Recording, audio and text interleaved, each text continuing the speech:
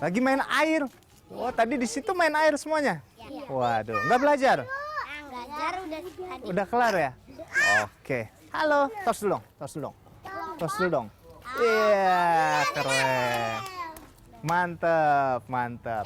Ya, pemirsa, biasanya arsitek itu mahir dalam membangun dan merancang sebuah bangunan. Tapi dengan arsitek yang satu ini, dia lebih dari sekedar itu. Tidak hanya sekedar merancang dan membangun bangunan, dia juga membangun anak-anak yang kurang beruntung atau sebagian orang menyebutnya adalah anak-anak jalanan untuk menemukan kekuatan dan menemukan tujuan hidupnya agar lebih berguna tidak hanya untuk dirinya tapi dengan masyarakat sekitarnya. Dan pemirsa, kita akan ngobrol lebih banyak lagi mengenai hal ini, dan inilah People and Inspiration bersama Ari M. Wibowo. Yuk dek, kesana yuk. Yuk.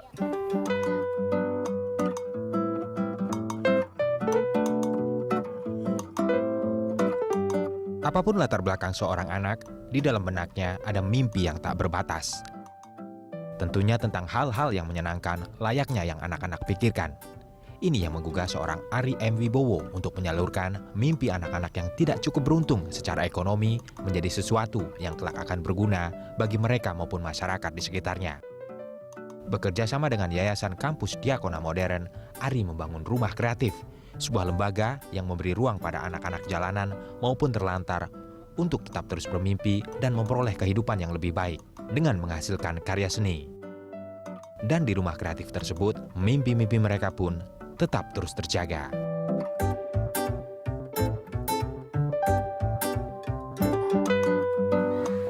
Halo Mas Ari M. Wibowo. Apa kabar Halo, Mas? Kabar baik Mas. Wow. Baik banget. Oke, mantap. Jadi ini rumah kreatif. Betul. Kita lihat-lihat ke dalam kalau gitu. Silakan. Let's go. Nah, oh jadi ini rumah kreatif ya Mas? Betul ya? Mas. Ini Wow. salah satu unit bisnis yang Yes. ada di rumah kreatif. Ha-ha. Jadi ini apa bengkelnya gitu Mas? Iya, ini bengkel atau workshop untuk produk desain sebetulnya. Lebih kepada membuat produk-produk kreatif untuk pelengkap interior. Nah, sejak kapan ini rumah kreatif ini berdiri Mas? Rumah kreatif basically sebetulnya 2 tahap, Mas. Yang pertama itu adalah rumah yang dibangun oleh mantan 7 anak jalanan, Oke. yang kemudian bersama saya mendesain rumah itu, dan kemudian hanya dibantu oleh 1 orang ahli bangunan atau tukang yang membangun rumah itu sampai jadi. Nah, dari situ terbukti bahwa setiap anak itu punya strength-nya masing-masing. Karena itu kemudian kita masuk ke rumah kreatif tahap kedua yang ini. Jadi rumah kreatif tahap kedua ini mulai dari tahun 2010, aktif sejak 2011. 2010. Ya, aktifnya Oke. 2011 ya. Oke, baik. Nah, kalau gitu, kalau di sini ada apa aja Mas produknya Mas?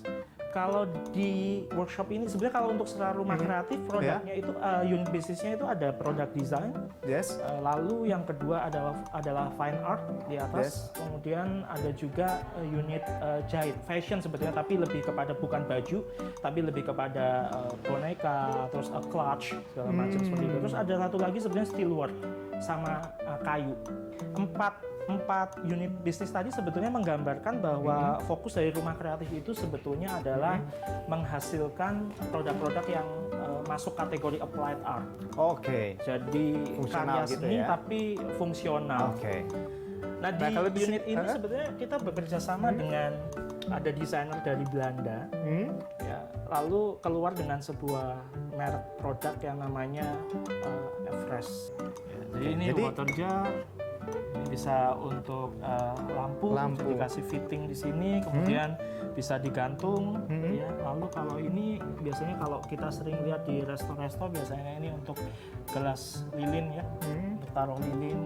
Ya, Jadi ini rata-rata idenya dari anak-anak ini. Anda bilang tadi bahwa yang terlibat di sini jelas adalah anak-anak yang kurang beruntung atau anak-anak mantan anak jalanan yang terlibat di sini. Jadi semuanya ide-ide dari mereka nih. kolaborasi. basically. Kolaborasi Jadi, ya rata-rata ya. sebetulnya yang dilakukan oleh para pengajar di sini itu adalah bagaimana memancing kreativitas anak-anak untuk mereka keluar dengan ide-ide kreatifnya, dan kemudian ide-ide itu yang kemudian dielaborasi untuk kemudian dikembangkan menjadi sebuah desain atau produk yang bisa digunakan sehari-hari. Oh, menarik. Ada berapa anak yang terlibat di sini, Mas? 20 ya dari total. Dari 20 itu ada yang part time, ada yang memang full time. Oke, jadi pemirsa kita akan lihat lebih lanjut lagi apa aja yang dihasilkan oleh anak-anak di rumah kreatif ini. Kita coba lihat di atas kali Mas ya. Oke, let's go. Oh, jadi kalau ini adalah ruangan fine art. Fine art, betul. Oke. Tapi beberapa di antaranya memang fine art yang diarahkan untuk bisa jadi elemen pelengkap interior. Jadi tetap bisa dimasukkan kategori ke applied art. Oke, baik. Nah, sekarang kita ngobrol soal ini nih. Apa aja yang mereka sudah buat ini, Mas? Ya. Ini sebagian besar kalau di unit fine art ini memang lukisan ya. Lalu selain itu ada hal-hal yang ini agak amazing sih menurut saya. Oh, ini. Seperti Oke. ini, Apa lalu namanya seperti ini? itu, ya. Instalasi apa namanya? Maket. atau model Oke, ya. ya. Nah, background saya arsitek. Waktu saya pertama kali lulus SMA dan kemudian masuk ke arsitektur, terus terang untuk bikin seperti ini bukan sesuatu yang mudah, sama sekali bukan sesuatu yang mudah, karena ini membutuhkan imajinasi ruang, Harus detail juga ya, Mas? Iya. Ini bisa saya pegang nih, Mas? bisa silakan. Oke, baik. Cara Ya, berpikir yang oke. disiplin, Yes. kemudian juga mengelola emosinya, karena untuk melakukan ini kan butuh kesabaran. Ya. Imajinasi betul, sabar.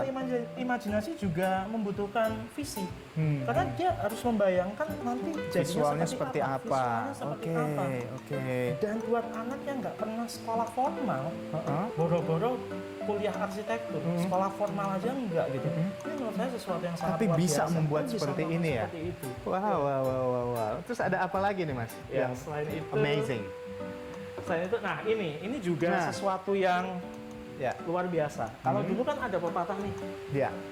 tiada rotan, akar pun Akar jadi. pun ya. jadi, Nah ini oke. tiada rotan, tali rafia pun jadi. Jadi ini Oke. dibuat dari tali rafia. Oh, ya, Bisa ya, jadi ya. kap lampu gitu ya. Oke.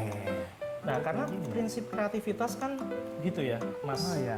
Bagaimana seseorang bisa melihat kekurangan apa yang terjadi di sekelilingnya, problem apa yang terjadi di sekelilingnya, kemudian dia berpikir bagaimana dengan apa yang saya punya, apa yang ada di sekeliling saya bisa menjawab kebutuhan itu Menjadi sesuatu. menjadi sesuatu yang bermanfaat.